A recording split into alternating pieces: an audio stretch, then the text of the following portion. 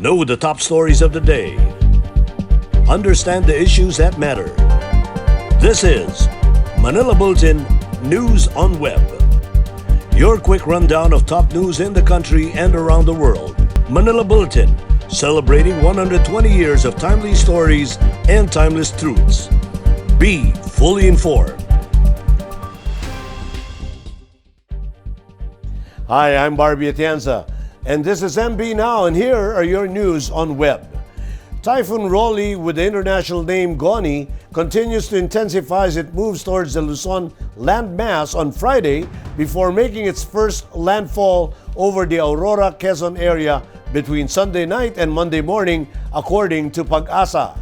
In the latest weather bulletin, Rolly was last spotted 1,100 kilometers east of the central Luzon and moving westward at 15 kilometers per hour. Pag-asa said Rolly rapidly intensified into a typhoon shortly after entering the Philippine area of responsibility as a severe tropical storm on Thursday afternoon and now has maximum sustained winds of 165 kph near the center and gustiness of up to 205 kph. Pag-asa weather specialist Loridin de la Cruz said the typhoon is expected to further intensify in the coming days before hitting land, as it is still moving off the Philippine waters where it has a favorable environment condition to gain more strength. Based on the Bureau's forecast, Rolly will move towards the coast of Bicol region, then to the eastern coast of Aurora, Quezon area, where it is expected to make landfall between Sunday evening or early Monday at a peak intensity of 175 to 185 kilometers per hour.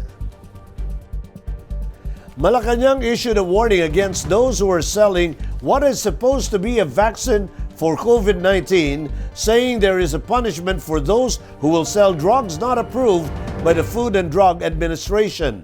Presidential spokesman Harry Roque made a statement following text messages being circulated saying that COVID-19 vaccines are now being sold in the Philippines for 50,000 pesos per shot. In his press briefing, Roque said the sale of unapproved drugs is prohibited.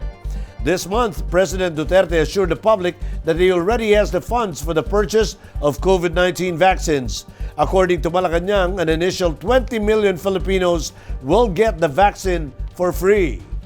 Roque said this month that the estimated price for a vaccine is $10 per dose. An individual should have 2 doses of the vaccine. He added that if the vaccine will be available this year, the government will have to borrow from the Land Bank of the Philippines and the Development Bank of the Philippines to buy them. However, if it will be released next year, the funds for the vaccine will be taken from the proposed 4.5 trillion peso 2021 national budget. Bawal po yan. Meron pong pinapataw na parusa sa kahit sino magbebenta ng gamot o bakuna na hindi po aprobado ng FDA. Meron pong kulong yan. Itigil niyo po yan. The country is doing well in its fight against the COVID-19 pandemic, according to the University of the Philippines Octa research. Dr. Nicanor Austriaco said that for the past several months, the country has had substantial decline in the number of COVID-19 cases, not just in Metro Manila, but nationwide. He also added that many countries, especially those in the Northern Hemisphere, are undergoing a second wave of COVID-19 infections. But in the country, the number of infections are on the way down for the past couple of months. However, Austriaco said that an uptick in cases is expected in the weeks to come with the easing of mobility in the country. But it is not something to be scared about. Austriaco expressed hope that the government's increased capacity in fighting COVID-19 will allow it to manage the uptick that's going to come. The Philippines retained its good standing in terms of worldwide gauge of people's sense of personal security and peace and order as it landed in the list of top 50 nations with good peace and order. Washington-based analytics and advisory firm Gallup released the 2020 Global Law and Order Report showing that the Philippines scored 84 over 100 in terms of positive security perception, which resulted in the country's inclusion in the top 50 nations of good peace and order. The survey was conducted in October of last year. The highest score was Singapore with 97, while Afghanistan got the lowest with 43. The Philippines joined Australia, New Zealand, Poland, and Serbia, which also got an 84 score. Police Lieutenant General Guillermo Lorenzo Lazar, commander of the Joint Task Force COVID Shield, is optimistic that the Philippines' ranking in the global law and order will further improve in the coming years as index crime in the country decreased by almost 50% during the quarantine period.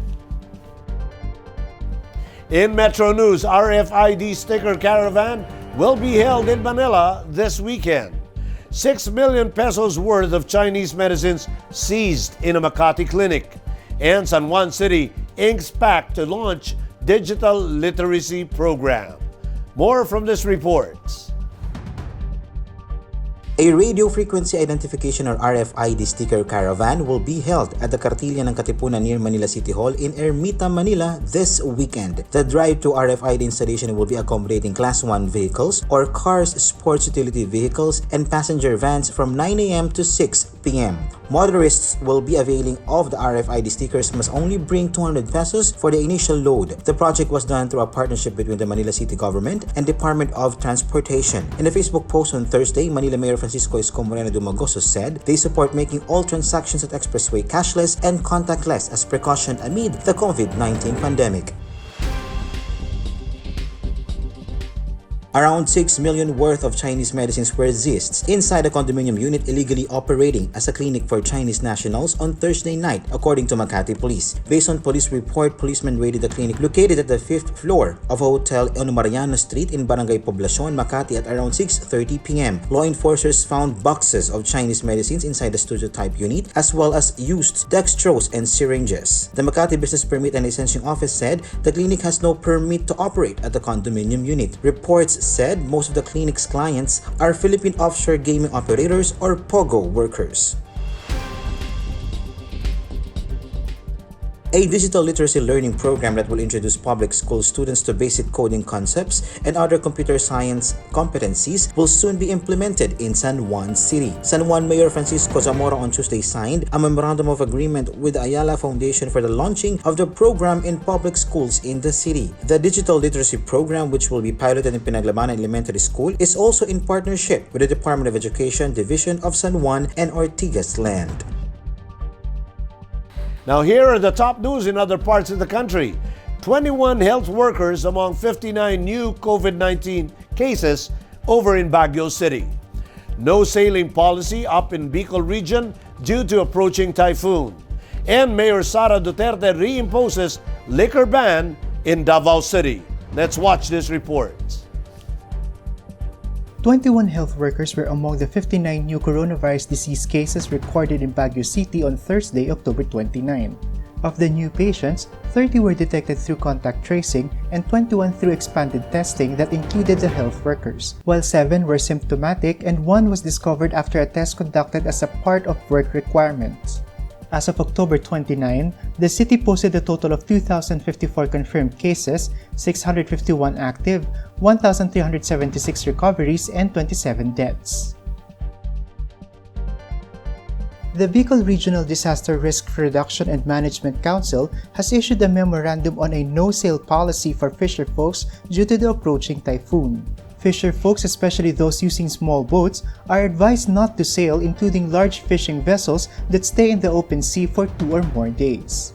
According to Pag-asa, Typhoon Rolly with international name Goni could further intensify while still over the Philippine Sea and is likely to make landfall with a peak intensity of 165 to 185 kilometers per hour and will be nearest the Bicol region on Sunday morning.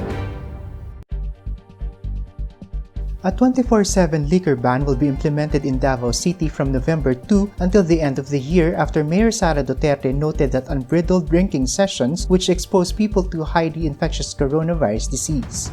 In Executive Order No. 59 issued on Thursday, Duterte prohibited the selling, serving, or consuming of liquor and any other alcoholic or intoxicating drinks in public and warned the closure of establishments that would be caught violating the liquor ban. Duterte directed the Vices Regulation Unit and Barangay Councils to monitor the compliance of all restaurants, fast food restaurants, sari-sari stores, and similar establishments, and move for the closure of an establishment after a single violation is properly documented. In world news, Trump and Biden converge on a key battleground state of Florida. Moderate to strong La Nina this year, according to the United Nations. And jellyfish aquarium sets mood for Halloween in Japan. Details in this report. With 5 days left, Donald Trump and Joe Biden concentrated their efforts on the key state of Florida, where the president sought to raise enthusiasm for an economic recovery to counter polls that show him slightly behind there. Democrat Bet Biden again played down the dangers of COVID-19 in favor of reopening businesses and stuck with his strategy of fear-mongering. He addressed the drive-in rally in Broward County north of Miami, the first of his 2 Florida rallies on Thursday. Donald Trump just had a super spreader event here again. They're spending more than just coronavirus. He's spreading division and discord. We need a president who's going to bring us together, not pull us apart. Economic growth was Trump's primary argument before the pandemic, and he received good news on that front with GDP figures announced Thursday.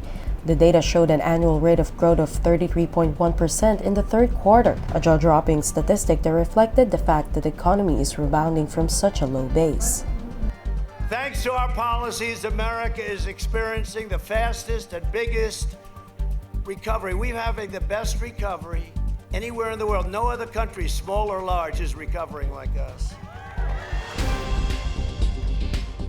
Global temperatures boosted by climate change will still be higher than usual despite the cooling effect of a moderate to strong La Nina weather phenomenon, according to the United Nations. The World Meteorological Organization said La Nina has developed and is expected to last into next year, affecting temperatures, precipitation, and storm patterns in many parts of the world. It could also be contributing to an unusual active hurricane season, the agency said.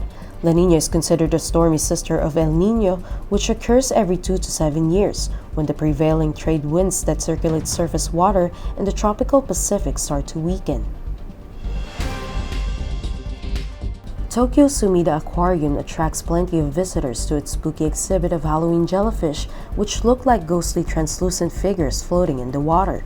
The translucent jellyfish and their willow-like movements seem almost like ghostly spirits. This year, there have been very few opportunities for young families to go out and take pictures of their children at seasonal festivals. Lots of guests are having a good time at this exhibition. Now in entertainment, K-pop megastars BTS were all praises for a Filipina YouTube singer who covered their song Boy With Love. In a YouTube series called You Sang My Song, the group watched fan covers of their songs, which included a cover from Filipina YouTube singer Isabel Cuevas. The group was impressed with Cuevas' cover, saying that the arrangement was fantastic. BTS member J-Hope even said that he will find the song and listen to it again. Cuevas was over the moon when she found out that BTS watched her cover. She said she has always loved the group's songs because they have so much meaning.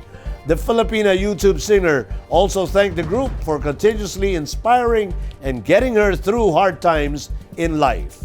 Cuevas' Boy With Love cover has already gained over 2.5 million views on YouTube.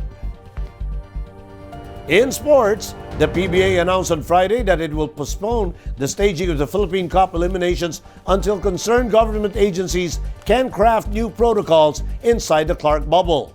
The league said the decision, which was recommended by the Interagency Task Force and the Department of Health, came after the bubble was rocked with the situation surrounding a referee and a player from Blackwater initially testing positive for COVID-19.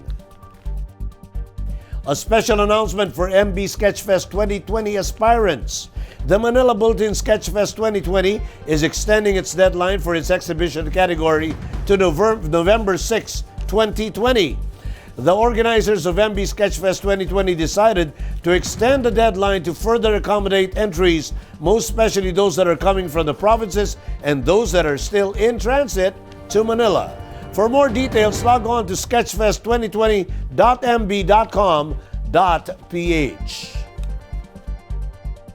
And those are the news on web today, October 30, 2020. It's 55 days before Christmas. For more news and details, get your copy of Manila Bulletin newspaper tomorrow or log on to www.mb.com.ph, or you may also subscribe to our newsletter through the link on this video's caption to have the day's latest news delivered to your inbox.